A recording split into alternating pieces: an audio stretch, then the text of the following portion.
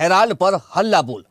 National Herald मामले को लेकर कांग्रेस और तमाम जो एजेंसियां हैं इनको लेकर प्रदर्शन किए जा रहे थे। दरअसल नेशनल हेराल्ड मामले में कांग्रेस नेताओं को अदालत से मिली राहत के बाद छत्तीसगढ़ की सियासत में उबाल आ गया है। कांग्रेस इस फैसले को सत्य की जीत बता रही है। वो इसे केंद्रीय एजेंसियों के दुरुपयोग का सबूत भी बताने में जुट गई है। कांग्रेस ने इस मसले को लेकर सड़क से सदन तक हल्ला बोल किया है। वहीं बीजेपी इसे महज कानूनी प्रक्रिया का हिस्सा बता रही है। आज हम हेराल्ड पर कांग्रेस के हल्ला बोल पर चर्चा करेंगे, लेकिन इससे पहले देखते हैं एक रिपोर्ट।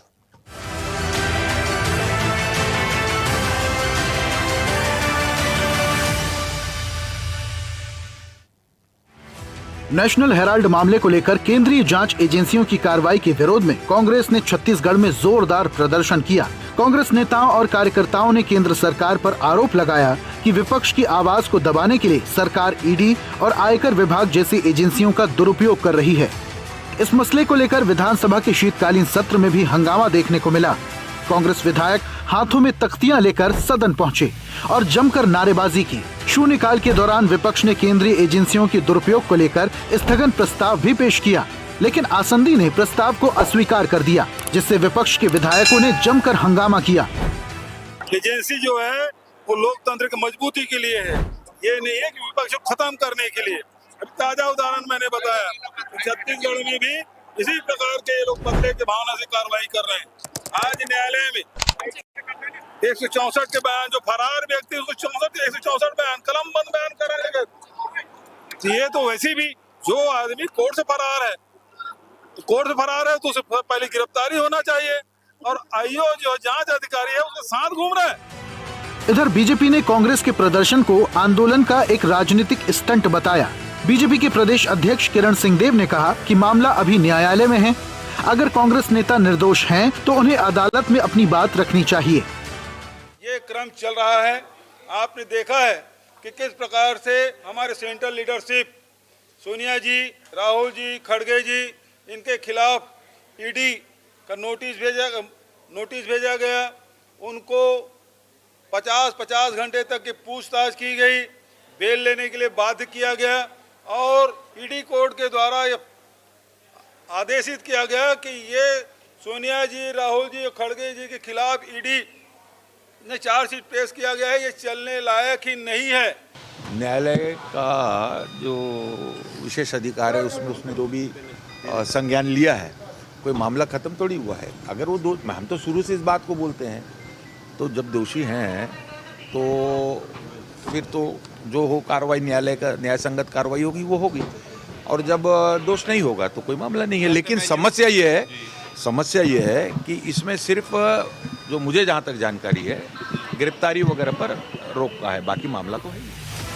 कुल मिलाकर नेशनल हेराल्ड मामला अब छत्तीसगढ़ की राजनीति में भी टकराव का बड़ा केंद्र बन गया है। अदालत से राहत के बाद कांग्रेस का आक्रामक रुख और बीजेपी का जवाबी हमला साफ तौर पर आने वाले दिनों में सियासी गर्माहट और बढ़ने के संकेत दे रहा है। ब्यूरो रिपोर्ट, स्वदेश न्यूज।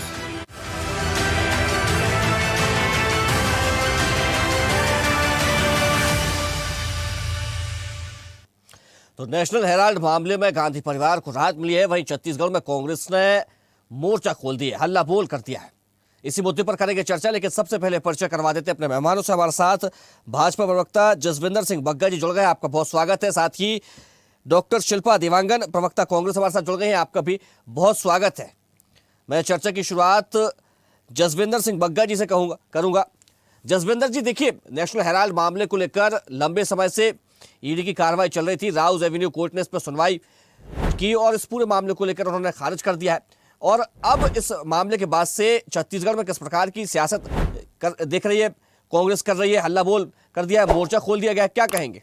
अभिजीत जी, मुझे लगता है कि इस विषय को, जिसको आपने सीधे सीधे खारिज कर दिया शब्दों से प्रारंभ किया है, इसके थोड़ी सी पृष्ठभूमि में जाने की आवश्यकता है कि जिस बैलगाड़ी में सोनिया गांधी और राहुल गांधी चढ़े हुए हैं, जिस नेशनल हेराल्ड केस के कारण ये बैलगाड़ी उनको मिली है, वो है क्या? 1938 में प्रारंभ हुआ एक अखबार जिसका काम था समाचारों को छापना। ये जेल के माध्यम से चलता था। 2008 में वह अखबार इस कारण से बंद हो गया कि आर्थिक तंगी है। देखिए साहब, कैसे पॉलिटिकल कॉन्स्पिरेंसी स्टार्ट होती है किसी प्रॉपर्टी को एक्वायर करने के लिए। 2008 का वक्त वह वक्त था जब यूपीए की सरकार चल रही थी, जिसके सुपर प्राइम मिनिस्टर खुद सोनिया गांधी हुआ करती थी, और उस वक्त आर्थिक तंगी का विषय लेकर इन्होंने उस अखबार को बंद करवा दिया। फिर क्या हुआ, 2009 में कांग्रेस पार्टी ने अपने पार्टी फंड से, जो पार्टी के कार्यकर्ताओं का पैसा था, उसमें से 90 करोड़ रुपए उस नेशनल हेराल्ड को आर्थिक मंदी से, आर्थिक तंगी से उबारने के लिए बिना ब्याज पर दे दिया। फिर क्या होता है, अगले वर्ष ही एक संस्था बनती है YIL, young Indian private limited, और इसकी हिस्सेदारी कैसी है साहब, सोनिया गांधी के पास 38% शेयर है, राहुल गांधी के पास 38% शेयर है, और बाकी शेयर का बंदरबाट जो है सैम पेत्रोदा और सुमन दुबे जैसे पारिवारिक सदस्यों के पास है। और फिर क्या हुआ, अगले वर्ष इस कंपनी ने, इस YIL कंपनी ने, young Indian private limited company ने, सिर्फ अगले वर्ष, एक वर्ष में ही AGL को सिर्फ 50 लाख रुपए में AGL के पूरे शेयर और प्रॉपर्टी पर नियंत्रण प्राप्त कर लिया। उस प्रॉपर्टी की कीमत लगभग 2000 करोड़ है बाजार मूल्य के साथ। यानी एक नेशनल हेराल्ड जो 1938 में प्रारंभ हुआ, जिसको 2008 में बंद करवाया गया, और सिर्फ 3 वर्ष के भीतर उसकी 2000 करोड़ रुपए की पूरी संपत्तियां एक ऐसी संस्था के पास पहुंच जाती है जो पारिवारिक है, जिसमें 76% भागीदारी गांधी परिवार की है, सोनिया और राहुल गांधी की है।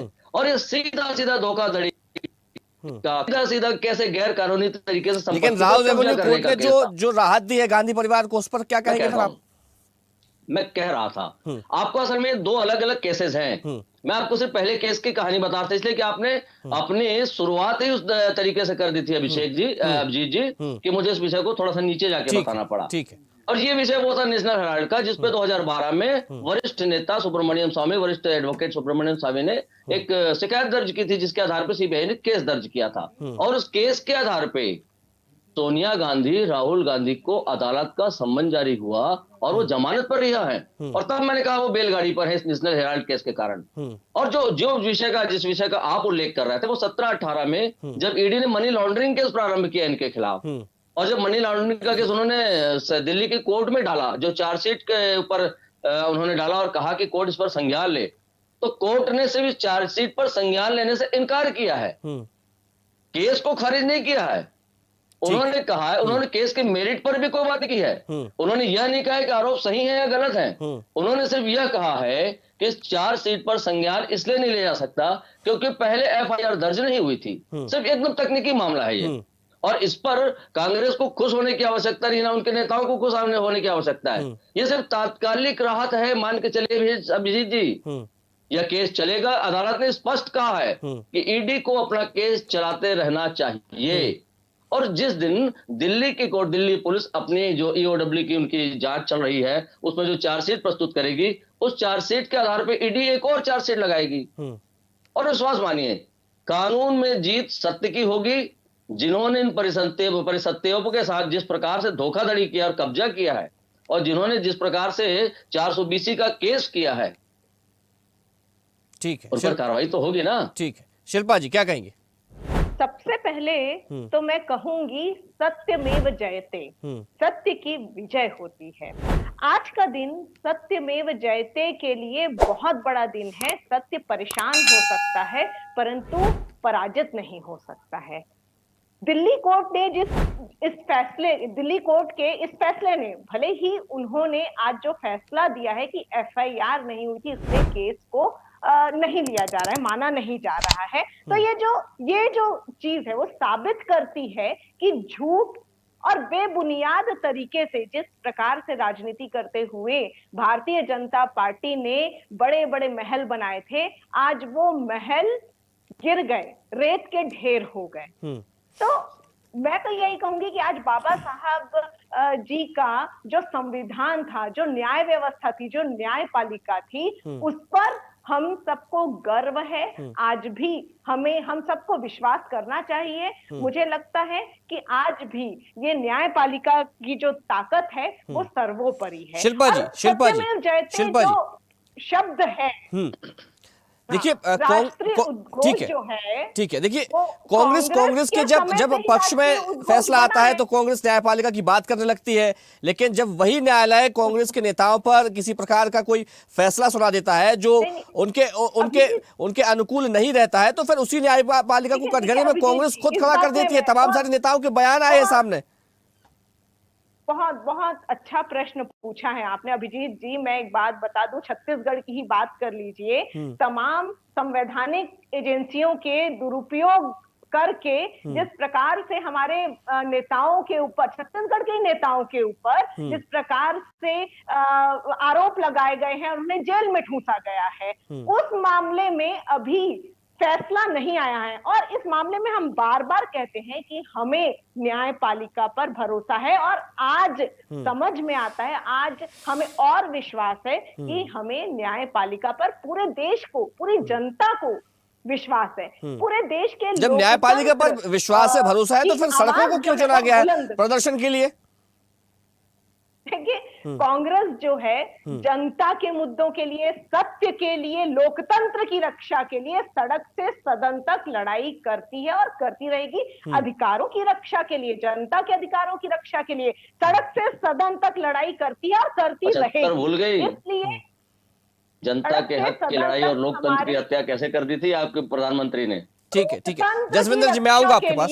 कांग्रेस जो है हमेशा प्रतिबद्ध रहती है और आज भी प्रतिबद्ध है और निश्चित रूप से सत्य की हमेशा आगे भी विजय होगी। आज भी विजय हुई है, सत्य की विजय। ठीक है जसविंदर जी, ये चाहे कितना भी परेशान कर ले, ठीक है, ठीक है, कितना भी डराने की कोशिश, जसविंदर जी कुछ कहना चाह रहे हैं? जसविंदर जी करने की कोशिश कर ले। मैं 2-3 बिंदु शिल्पा जी ने कहे हैं, उन्हीं की बातों को सिर्फ मैं याद दिलाऊंगा कि उन्होंने क्या कहा है और मुझे क्या लगा है। उन्होंने कहा कि भारतीय जनता पार्टी किस प्रकार से, जिस समय केस प्रारंभ हुआ ना शिल्पा जी, उस समय केंद्र में यूपीए की सरकार थी, प्रधानमंत्री स्वर्गीय मनमोहन सिंह थे और सुपर प्रधानमंत्री सोनिया गांधी स्वयं थी। तो आपको भूलना नहीं चाहिए उस समय भारतीय जनता पार्टी केंद्र में सरकार में नहीं थी। तो अगर आपको बाबा साहब के संविधान पर, इस देश की कानून व्यवस्था पर गर्व है, तो आपको यह गर्व होना चाहिए कि उस समय संस्था ने जिस प्रकार से केस दर्ज किया था, वाकई आपके नेताओं की, आपके परिवार के नेताओं की गलती रही होगी, तभी आपकी सरकार में केस दर्ज हुआ होगा। भूलना नहीं चाहिए आपको। दूसरा, आप अधिकारों की दुहाई दे रही है, जनता के हक की दुहाई दे रही है, फिर भूल जाती हैं आप जनता की आवाज को। आपके प्रधानमंत्री ने, स्वर्गीय इंदिरा गांधी ने किस प्रकार लोकतंत्र की हत्या करते हुए इमरजेंसी लगा दी थी। कितने लोगों को जेलों में ठूंस दिया था आपने, लाखों लाख लोगों को। जिसने आपकी सरकार के खिलाफ आवाज उठाई, जिसने आपके प्रधानमंत्री के खिलाफ आवाज उठाई, सबको आपने जेल में ठूंस दिया। और दूसरा, अरे पुराना नहीं है, ये आपका काला इतिहास है। काली का जो आपके गाल में लगी हुई है शिल्पा जी, कितना मिटाएंगे आप, कितना मिटाएंगे आप? ये सत्य है इतिहास का जो बार बार आपको कचोटेगा।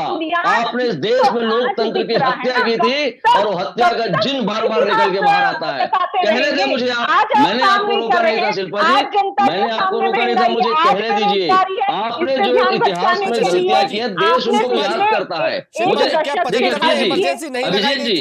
अभिजीत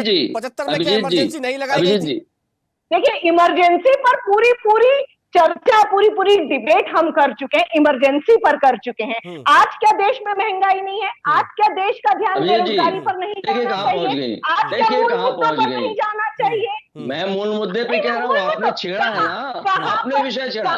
अभिजीत जी, इन्होंने विषय छेड़ा, लोकतंत्र की दुहाई दी, जनता के हक की बात की, जनता की आवाज की बात उठाई। मैंने सिर्फ आपको याद दिलाया है, सुनिए, मैंने सिर्फ याद दिलाया आपको। और आपने एक विषय कहा था, मैं और याद दिलाता हूँ आपको, फिर चुभेगी बात, आपको फिर चुभेगी बात। मैं आपकी बात को याद दिलाता हूँ। आपने अभी क्या कहा? आपने कहा कि छत्तीसगढ़ में भी संस्थाओं का दुरुपयोग किया जा रहा है। 5 वर्ष की आपकी सरकार थी शिल्पा जी, 5 वर्ष आपने सरकार चलाई है। कितने पत्रकारों को सरकार के खिलाफ लिखने के कारण आपने जेल में डाला, भूल गई आप? अभिजीत जी, ऐसे कैसे होगी बात? अभिजीत जी, ऐसे में कैसे? शिल्पा जी, देखिए समय आपको दिया जाएगा, आप अपनी बारी में बोलिएगा, पहले बात पूरी हो जाएगी, चर्चा हो नहीं पाएगी ऐसे में।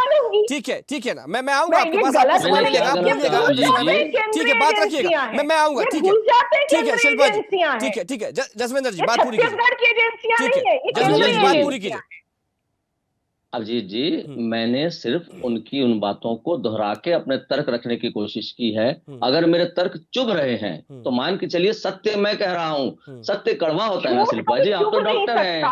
झूठ कभी अरे मैंने कहाँ छुपाया, मैंने तो उजागर किया है, मैंने आपके सत्य को उजागर किया है कि आपके प्रधानमंत्री ने देश में इमरजेंसी लगाई थी, हाँ ना, मैंने सिर्फ आपके सत्य को उजागर किया है शिल्पा जी, छुपाया नहीं है।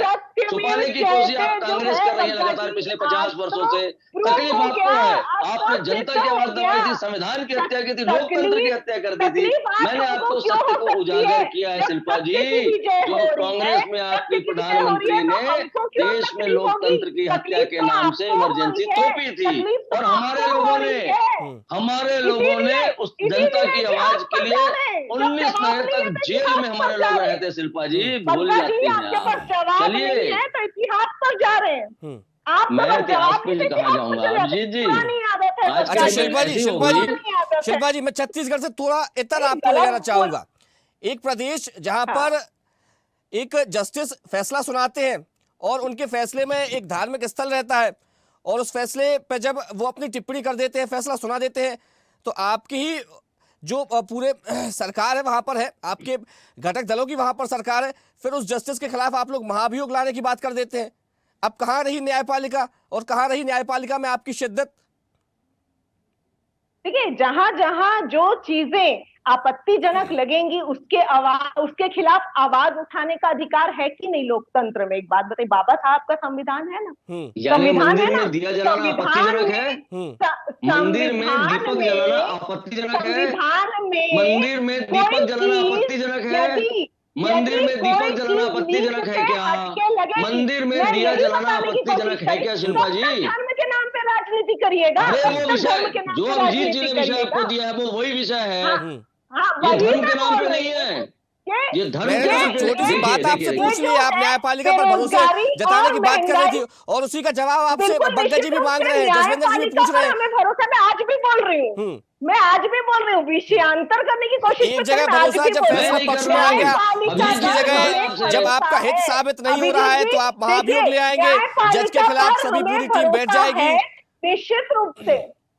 निश्चित रूप से न्यायपालिका पर भरोसा है, हम लोकतंत्र की रक्षा के लिए काम करते हैं, हमें देश के संविधान पर भरोसा है, और सत्यमेव जयते जो मैं नारा बार बार बोल रही हूँ ना, वो कांग्रेस की सभा में ही बोला गया था। मैं आप जो सत्यमेव जयते कह रही है ना, मैं आशा करता हूँ कि हर समय जब फैसला आए तो इसी सत्यमेव जयते पर आप अडिग रहे और टिकी रहे। फैसले पर हमें भरोसा है। ठीक है, सत्यमेव जयते हमेशा कहती रहे आप, क्योंकि सत्य की जीत हमेशा ही होती है, और तमाम जो दूसरे फैसले भी आए उनका भी उसी प्रकार से स्वागत किया करें आप।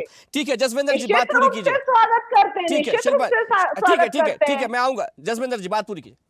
अभिजीत जी, मैंने उस विषय को छेड़ा जिस विषय को आपने प्रश्न के रूप में पूछा। मैं भी कहने वाला था कि जब संविधान की बात दुहाई देती है ना, तो संविधान हर जगह एक जैसा। देखिए, इन्होंने संवैधानिक संस्थाओं की बात की थी, मैं मानता हूँ केंद्र की संवैधानिक संस्थाएं, आपने रिपीट किया, मैं मान लिया। केंद्र की संवैधानिक संस्था निर्वाचन आयोग है, चुनाव कराती है, जहां कांग्रेस जीत जाती है चुनाव निर्वाचन आयोग अच्छा हो जाता है, जहां हार जाती है वहां वोट चोरी हो जाती है, ईवीएम हैक हो जाती है। आपने लगातार शिल्पा जी, आपकी पार्टी ने इसी प्रकार से संस्थाओं की छवि को धूमिल करने का प्रयास प्रारंभ किया हुआ है, और आपके नेताओं की कोशिश सिर्फ यही है कि देश में किस प्रकार से इन संस्थाओं को बदनाम करके, लोगों में इन संस्थाओं के प्रति अविश्वास का भाव पैदा करके, और एक अराजकता का माहौल बनाना। क्योंकि आपने जिस लोकतंत्र की दुहाई आप देती हैं, जिस लोकतंत्र को हमारे राष्ट्र नायकों ने अंग्रेजों से गुलामी को छीनने के बाद, आजाद होने के बाद अपनाया है, उस लोकतंत्र की खूबसूरती यही है शिल्पा जी।